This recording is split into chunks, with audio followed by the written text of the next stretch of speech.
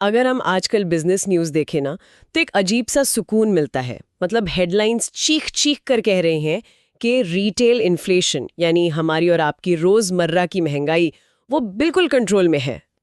कागज पर तो ऐसा ही लगता है। हाँ, कागज पर लगता है कि इकोनॉमी में सब बहुत बढ़िया चल रहा है, कोई टेंशन की बात ही नहीं है। लेकिन मैं यही सोच रही थी कि क्या हो अगर ये शांति बस एक बहुत बड़ा इल्यूजन हो, एक एक आर्थिक भ्रम। और वो भी ऐसा भ्रम जिसका बिल बस हमारे दरवाजे पर दस्तक देने ही वाला है। बिल्कुल। तो आज के इस डीप ड्राइव में हमारा मिशन यही है कि हम इस इल्यूजन को तोड़ें। आज हम जिस रिपोर्ट का विश्लेषण कर रहे हैं उसका टाइटल ही है डिसेप्टिवली बिनाइन, यानी एक ऐसी शांति जो धोखा दे रही है। राइट। और अर्थशास्त्र में अक्सर जो नंबर्स हमें सबसे ज्यादा सुकून देते हैं ना, वही सबसे बड़ी और डरावनी कहानी छुपा रहे होते हैं। बाहर से सब नॉर्मल है, लेकिन ग्लोबल मार्केट में फॉसिल फ्यूल्स और सप्लाई चेन के जो इश्यूज चल रहे हैं, वो एक ऐसे आर्थिक तूफान को जन्म दे रहे हैं जो सीधा हमारी जेब पर असर डालेगा। तो आज की चर्चा में हम यही समझेंगे कि जब कागज पर इकोनॉमी स्टेबल दिख रही है तो बैकग्राउंड में असली खेल क्या चल रहा है, और दुनिया के किसी दूसरे कोने में हो रही हलचल हमारे पड़ोस की दुकान पर मिलने वाली चीजों का दाम कैसे तय करती है। ये बहुत ही दिलचस्प कनेक्शन है असल में, है ना?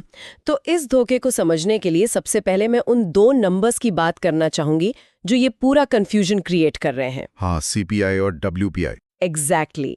एक तरफ है सीपीआई यानी कंज्यूमर प्राइस इंडेक्स। ये वो महंगाई है जो हम लोग फेस करते हैं। मार्च में ये डेटा 3.4% पर था। अब रिजर्व बैंक का कंफर्ट जोन 4 से 6% का होता है, तो टेक्निकली हम सेफ जोन के भी नीचे हैं, मतलब ऑल इज वेल। यहीं पर तो कैच है। देखिए, सीपीआई सिर्फ कहानी का एक हिस्सा है, और सच कहूं तो वो सबसे आखिरी हिस्सा है। अच्छा, तो असली एक्शन कहाँ चल रहा है? असली एक्शन चल रहा है डब्ल्यूपीआई में, यानी होलसेल प्राइस इंडेक्स। ये वो थोक महंगाई है जो फैक्ट्रीज या प्रोड्यूसर्स अपने कच्चे माल के लिए चुका रहे हैं। फरवरी में ये डब्ल्यूपीआई 2.4% था, लेकिन मार्च आते आते मार्च में कितना हुआ? मार्च में ये अचानक 3.88% पर पहुंच गया। वेट, क्या 2.4 से सीधा 3.88? ये तो काफी बड़ा जंप है। सिर्फ बड़ा जंप नहीं है, ये पिछले 38 महीनों का सबसे हाईएस्ट लेवल है। करीब 3 साल में थोक महंगाई इतनी तेजी से कभी नहीं बढ़ी थी। Oh my God. अब यहाँ ना एक कॉन्सेप्ट को समझना बहुत जरूरी है, जिसे हम लैगिंग इंडिकेटर कहते हैं। यानी एक ऐसा सिग्नल जो घटना हो जाने के काफी समय बाद रिएक्ट करता है। तो आप कह रहे हैं कि हमारा जो सीपीआई है वो एक लैगिंग इंडिकेटर है? बिल्कुल। थोक मार्केट में जो आग लगी है ना, उसकी आंच अभी रिटेल मार्केट तक पहुंची नहीं है, पर वो रास्ते में है। ओके। तो अगर मैं इसे विजुअलाइज करूं तो जो कंपनियां हैं या जो फैक्ट्रीज हैं वो इस वक्त इकोनॉमी के लिए एक शॉक एब्जॉर्बर की तरह काम कर रही हैं। बिल्कुल सही एनालॉजी है। मतलब हम एक बहुत बड़े गड्ढे के ऊपर से गुजर रहे हैं जहां कच्चे माल के दाम आसमान छू रहे हैं, लेकिन ये प्रोड्यूसर्स उस झटके को खुद सह रहे हैं। वो इस कॉस्ट को सीधे ग्राहकों पर नहीं डाल रहे ताकि मार्केट में झटका ना लगे। एग्जैक्ट मैकेनिज्म यही है। कोई भी कंपनी नहीं चाहती कि वो अपने प्रोडक्ट का दाम अचानक बढ़ा दे, क्योंकि अगर उन्होंने दाम बढ़ाया और उनके कॉम्पिटिटर ने नहीं बढ़ाया तो उनका मार्केट शेयर चला जाएगा। राइट। इसलिए शुरुआत में कंपनियां अपने प्रॉफिट मार्जिन को कट करती हैं। वो कच्चे माल की महंगाई का बोझ खुद उठाती हैं। अर्थशास्त्र में इसे पास थ्रू इफेक्ट कहा जाता है, यानी लागत को आगे पास करना। तो अभी ये पास थ्रू नहीं हो रहा है, उसे रोक कर रखा गया है। हाँ, उसे होल्ड पर रखा है। लेकिन एक सेकेंड, ये शॉक एब्जॉर्बर आखिर कब तक काम करेंगे? मतलब एक फैक्ट्री हमेशा के लिए तो अपना प्रॉफिट मार्जिन जीरो करके सामान नहीं बेच सकती ना। बिल्कुल नहीं। उनकी बर्दाश्त करने की एक लिमिट होती है। एक पॉइंट आएगा जब प्रॉफिट मार्जिन बिल्कुल खत्म हो जाएगा, और तब उन्हें मजबूरन ये एक्स्ट्रा कॉस्ट अपने ग्राहकों पर पास थ्रू करनी ही पड़ेगी। और वही वो वक्त होगा जब हमारा सीपीआई, जो अभी 3.4% का सुकून दे रहा है, अचानक से रॉकेट की तरह ऊपर भागेगा। एकदम सही। ये सारा आर्थिक बोझ आखिर में कंज्यूमर की जेब पर ही आना है। तो मैं ये सोच रही थी कि प्रोड्यूसर लेवल पर ये कॉस्ट इतनी तेजी से क्यों बढ़ रही है? अगर देश के अंदर सब नॉर्मल है, डिमांड नॉर्मल है, तो अचानक से फैक्ट्रियों के लिए कच्चा माल इतना महंगा क्यों हो गया? क्योंकि ये महंगाई हमारे देश में पैदा ही नहीं हुई है। अच्छा जी, इसे इम्पोर्टेड इन्फ्लेशन या आयातित महंगाई कहते हैं। हम बाहर से जो कच्चा माल खरीदते हैं उसके दाम इंटरनेशनल मार्केट में बढ़ गए हैं, और इस वजह से यहाँ प्रोडक्शन कॉस्ट बढ़ रही है। इसके 3 बहुत स्पष्ट ग्लोबल ड्राइवर्स हैं रिपोर्ट के हिसाब से। ओके, पहला क्या है? पहला है करेंसी का कमजोर होना। भारतीय रुपया अमेरिकी डॉलर के मुकाबले करीब 2.5 से 3% तक गिर गया है। और इसका सीधा कनेक्शन तेल से है, राइट? बिल्कुल। क्योंकि इंटरनेशनल मार्केट में क्रूड ऑयल और गैस का ट्रेड तो सिर्फ डॉलर में ही होता है। तो अगर रुपया गिरता है तो हमारे लिए तेल ऑटोमेटिकली महंगा हो जाता है, भले ही ग्लोबल मार्केट में तेल के दाम ना बढ़े हों। आपने बिल्कुल सही पॉइंट पकड़ा। तेल कोई ऐसी चीज तो है नहीं जिसे हम इग्नोर करते हैं। ये पूरी इकोनॉमी को चलाने वाला इंजन है। हाँ, हर चीज ट्रांसपोर्ट होती है। तेल महंगा होने का सीधा मतलब है ट्रांसपोर्टेशन का महंगा होना। एक फैक्ट्री तक कच्चा माल लाने का खर्च बढ़ जाएगा और फिर वहां से आपकी लोकल दुकान तक तैयार सामान पहुंचाने का खर्च बढ़ेगा। तो हर चीज की कीमत अपने आप बढ़ जाती है। बिल्कुल। लेकिन बात यहीं खत्म नहीं होती। दूसरा बड़ा फैक्टर है जियोपॉलिटिकल कॉन्फ्लिक्ट। रिपोर्ट में स्पष्ट रूप से मिडिल ईस्ट के हालात का जिक्र है, विशेषकर अमेरिका, इजराइल और ईरान के बीच चल रहे तनाव का। और जब भी मिडिल ईस्ट में हलचल होती है तो उसका सीधा असर शिपिंग रूट्स पे पड़ता है। हाँ, लाल सागर और आसपास के रूट्स डिस्टर्ब होते हैं। तो जहाजों को पूरा अफ्रीका घूमकर लंबा रास्ता लेना पड़ता है। बिल्कुल। और जब जहाज लंबा रास्ता लेते हैं तो उनका इंश्योरेंस प्रीमियम बढ़ जाता है, फ्यूल का इस्तेमाल दोगुना हो जाता है और डिलीवरी में जो डिले होता है वो अलग। तो आखिरकार ट्रांसपोर्टेशन कॉस्ट और भी ज्यादा बढ़ जाती है। हाँ, और इस सब का असर सिर्फ पेट्रोल पंप की मीटर पर नहीं होता। यहीं पर तीसरा और सबसे खतरनाक ड्राइवर आता है पेट्रोकेमिकल्स और दूसरे बेसिक इनपुट्स का महंगा होना। सिर्फ तेल नहीं, सिर्फ ईंधन नहीं, बल्कि ग्लोबल सप्लाई चेन में प्लास्टिक, फर्टिलाइजर जैसी चीजें भी महंगी हो रही है। ये बहुत इंटरेस्टिंग है। मतलब ये कनेक्शन कैसे काम करता है? मुझे एक एग्जांपल दीजिए कि मिडिल ईस्ट के इस कॉन्फ्लिक्ट का असर मेरी लोकल फार्मेसी की दवाइयों पर या किसी कपड़े की दुकान पर टंगी शर्ट पर कैसे दिखेगा। अच्छा, सोचिए आप एक साधारण कॉटन की शर्ट खरीदते हैं। ठीक है। उस शर्ट को रंगने में जो डाई इस्तेमाल होता है ना, वो पेट्रोकेमिकल से बनता है। Oh right. अगर खेती की बात करें, जो इंपोर्टेड फर्टिलाइजर हम बाहर से मंगाते हैं, उसकी कॉस्ट क्रूड ऑयल और गैस प्राइसेस सीधी जुड़ी होती है। प्लास्टिक को ही ले लीजिए, जिसका इस्तेमाल हर प्रोडक्ट की पैकेजिंग में होता है, वो एक पेट्रो प्रोडक्ट है। यहाँ तक कि मेडिसिन यानी फार्मास्यूटिकल्स के एक्टिव इंग्रेडिएंट्स बनाने में इन्हीं केमिकल्स का भारी इस्तेमाल होता है।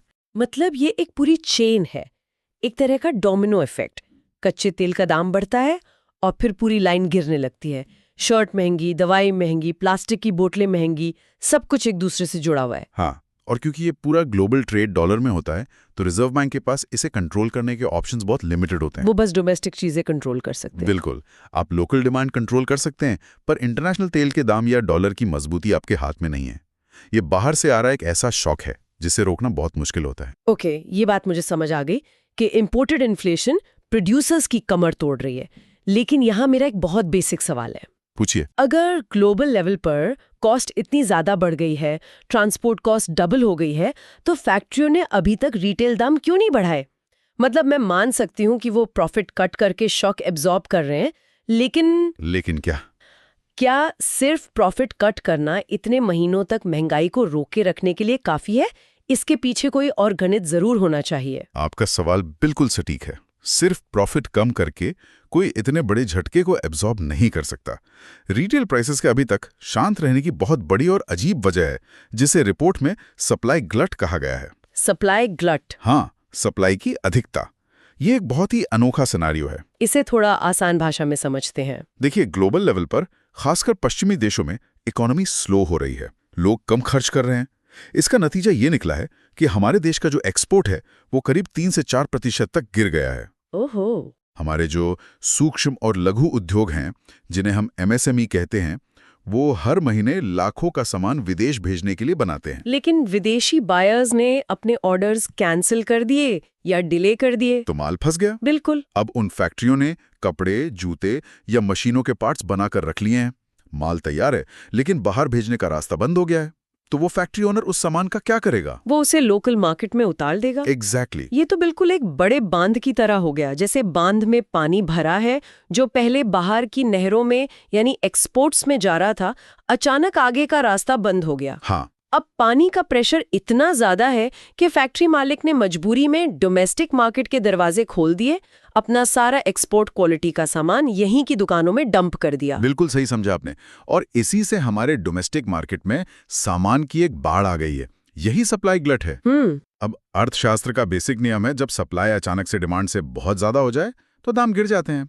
फैक्ट्रियां अपना स्टॉक क्लियर करने के लिए, अपना फंसा हुआ पैसा निकालने के लिए भारी डिस्काउंट पर लोकल मार्केट में सामान बेच रही हैं।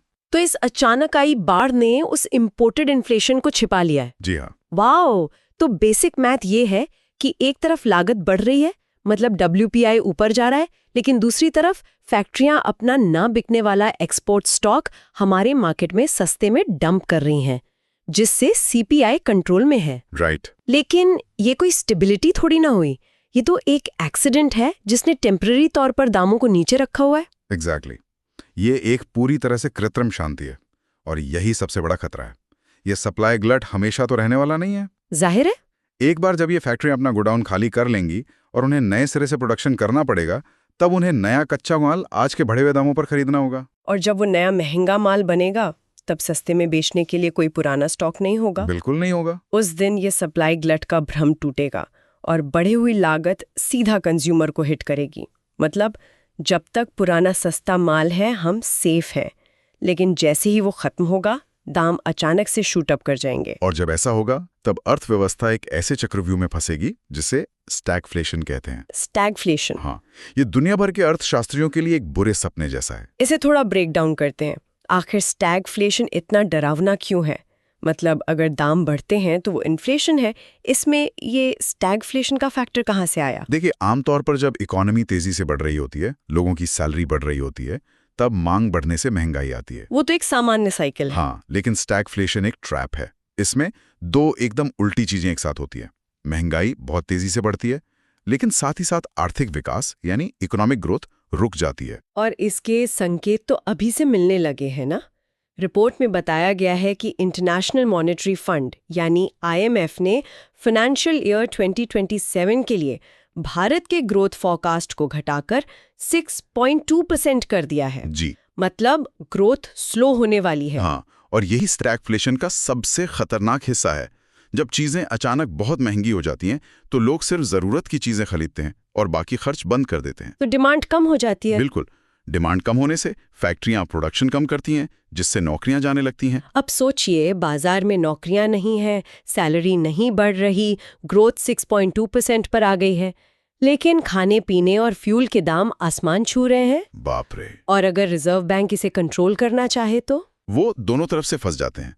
अगर वो महंगाई को रोकने के लिए इंटरेस्ट रेट्स बढ़ाते हैं, तो लोन महंगे हो जाएंगे और जो थोड़ी बहुत ग्रोथ बची है वो भी खत्म हो जाएगी। और अगर उल्टा करे, अगर वो ग्रोथ बढ़ाने के लिए इंटरेस्ट रेट्स कम करते हैं, तो मार्केट में पैसा आएगा और महंगाई और ज्यादा आउट ऑफ कंट्रोल हो जाएगी। आप कुछ भी करें, इकोनॉमी का नुकसान होना तय है। तो प्रैक्टिकली हम एक ऐसे चक्रव्यूह की तरफ बढ़ रहे हैं जहां से निकलना नामुमकिन सा लगता है, और वो भी सिर्फ इसलिए क्योंकि हमारी अर्थव्यवस्था इंपोर्टेड फॉसिल फ्यूल्स पर बहुत ज्यादा डिपेंड करती है। बिल्कुल सही। ऐसा लगता है कि हमने अपनी इकोनॉमी का स्टीयरिंग व्हील किसी और के हाथ में दे रखा है। कोई बाहर बैठकर पेट्रोल के दाम तय करता है और यहाँ हमारा पूरा बजट बिगड़ जाता है। इस रिपोर्ट के हिसाब से क्या इस ट्रैप से बचने का कोई लॉन्ग टर्म रास्ता है? रास्ता है, और वो बहुत स्पष्ट है। हमें अपनी वल्नरेबिलिटी की जड़ पर प्रहार करना होगा, यानी विदेशी तेल और जीवाश्म ईंधन पर हमारी जो निर्भरता है उसे खत्म करना होगा। रिपोर्ट का निष्कर्ष ये है कि इंपोर्टेड इन्फ्लेशन से बचने का एकमात्र तरीका है कि देश को रिन्यूएबल एनर्जी की तरफ अपना ट्रांजिशन बहुत तेजी से करना होगा। ये पॉइंट बहुत तगड़ा है।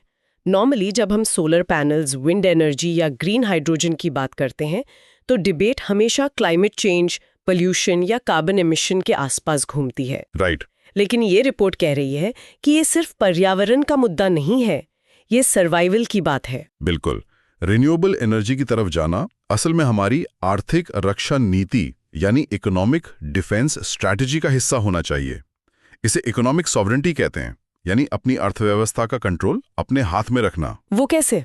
देखिए, अगर कोई देश अपनी सोलर एनर्जी खुद प्रोड्यूस कर रहा है, तो इंटरनेशनल मार्केट में क्रूड ऑयल का दाम $80 हो या $150, उसके ट्रांसपोर्ट और प्रोडक्शन कॉस्ट पर कोई फर्क नहीं पड़ेगा। वाओ! वो खुद को इन ग्लोबल जियोपॉलिटिकल झटकों से पूरी तरह इंसुलेट कर लेगा। ये विश्लेषण सच में नजरिया बदलने वाला रहा है।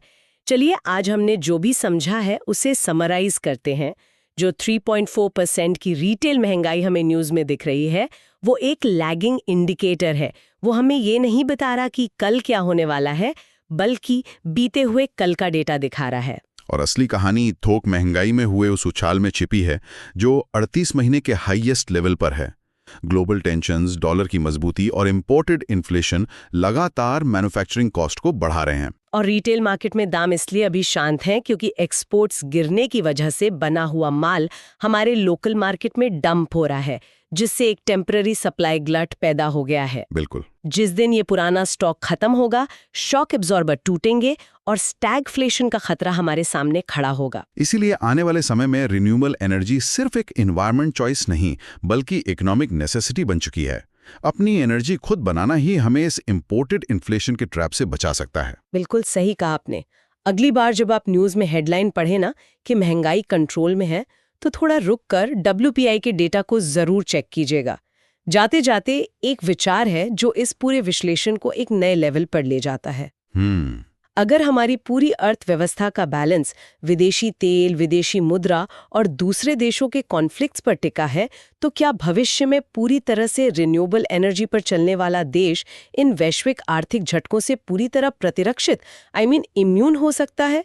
क्या आने वाले कल में अपनी ऊर्जा खुद बनाना ही सच्ची आर्थिक आज़ादी होगी? इस सवाल के साथ आज की हमारी ये चर्चा यहीं समाप्त होती है। इस पर सोचिएगा ज़रूर।